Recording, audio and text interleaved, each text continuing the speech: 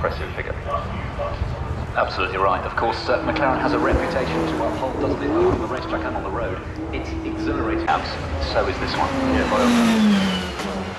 Yeah, it was designed partly for the Gran Turismo 5 game, and a bit like... Sit in it, you can talk to the guys that have built this. You just can't do that anywhere else. No, you can't. I walked around the paddock and the people who this incredibly futuristic Citroen then making its way up the hill, features just about every conceivable type of gradient and camber change, rising to the top paddock, and we'll be catching up well on a regular basis with Bruce Jones till the end of the batch. A bit in the traditions of speed hill climbing, open batches and then the 600.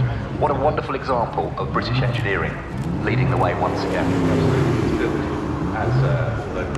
It's a tubeless steel space frame with a twin-turbo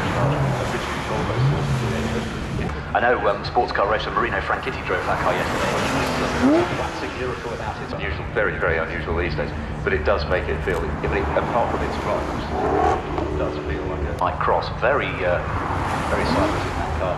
This is officially about 520 horsepower, and yes, they are on sale and available now in the development field, and it really was a car that you could sit there and drive 400 miles and get to a track. The supercar in limo clothing, and that's David Moore at the wheel. At the very bottom of the race, they really do have a very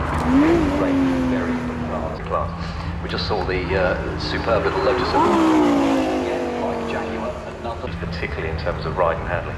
And the Evora's a sensational so that you and I, well, not you and I, you can benefit from the in this, the company's centenary year. Racer and road. There's an example of the XE, of course, on the extraordinary structure down in front of Goodwood House, along the American grunt coming towards us now on the start line. And, it's Ray McDowell driving it today. Oh, it's Alex McDowell, isn't it? Ray McDowell. It's Ray McDowell. I did his crash on it. Hey, if you take weight out of the car, it's a non-stop game. Yeah, weight is power's greatest enemy, isn't it? Concept cars are a very important part of the festival. The IQ concept car. What's going on? It's Toyota inspired. Fit into it, so it makes about 135 horsepower, which when you doesn't sound like a lot. The Zoo, which has got some, which is some related to Toyota or something, and it is not to get every single one of these glorious supercars. And Lamborghini's extraordinary Reventon on the course. Looks like something replaced by, well, as you can imagine, an even faster, more outrageous one very near you. Yeah, it's always extraordinary, isn't it, how these manufacturers go. The technology goalposts are always moving. You stand still in this game, you go backwards. It amazes me how fast cars get where they were. And that extraordinary custom yellow Bentley, that's a special car. Plenty, and it will even run on the 85. The car we didn't see yesterday, slightly rebodied Land Rover stroke Range Rovers, and this is their next step. The Nemesis is one of which, the chrome one with the running down its middle is announced. The other is the Grand Sport, which is the plan shape of the 1960s that we saw with Ferrari. This one, a special car. Yeah, very much so. It's commissioned as a one-off by a German collector called a race car. I'm not sure if it will necessarily in it just to play something up. Let's hope that even at most shows they make a very rare appearance. That's a bit because the development build costs are so high and the production runs so limited. Very, very wisely, don't they, every year? Yeah, don't they just, because you see not just their race cars. Early Grand Prix cars, the Type 35, the two, say, I think 330 horsepower between those motors.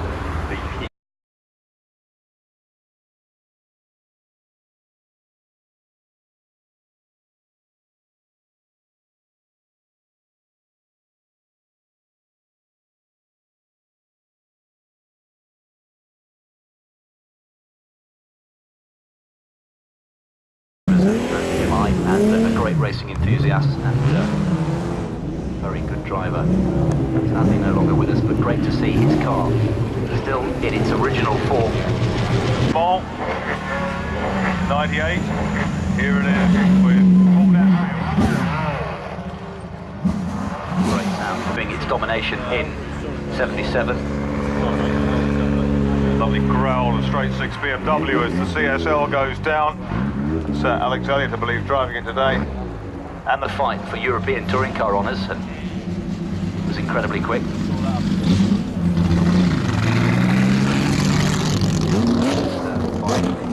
Pole positions on a regular basis for the car, but reliable.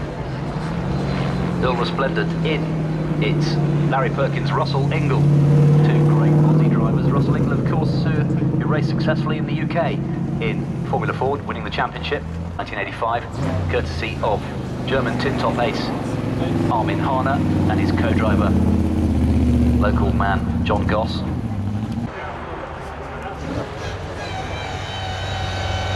Holden, of course, one of the absolute mainstays of Australian V8 supercar racing, along with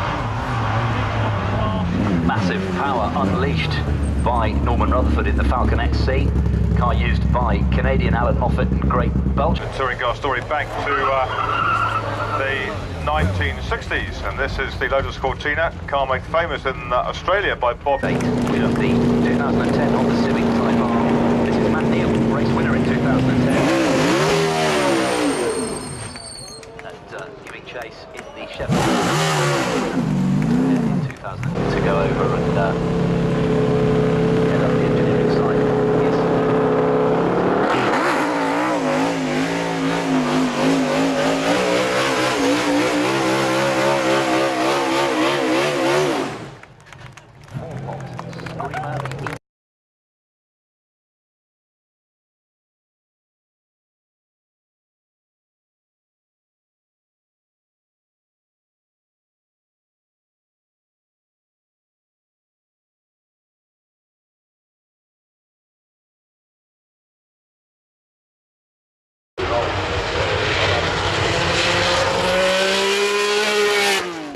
Screamer. Our next batch of cars on the main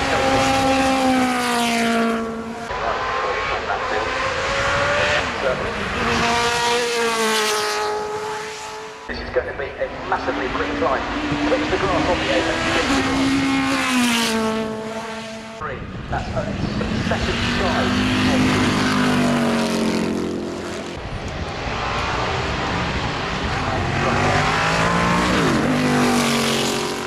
Comes up towards the finish, it's going to be under the next turn.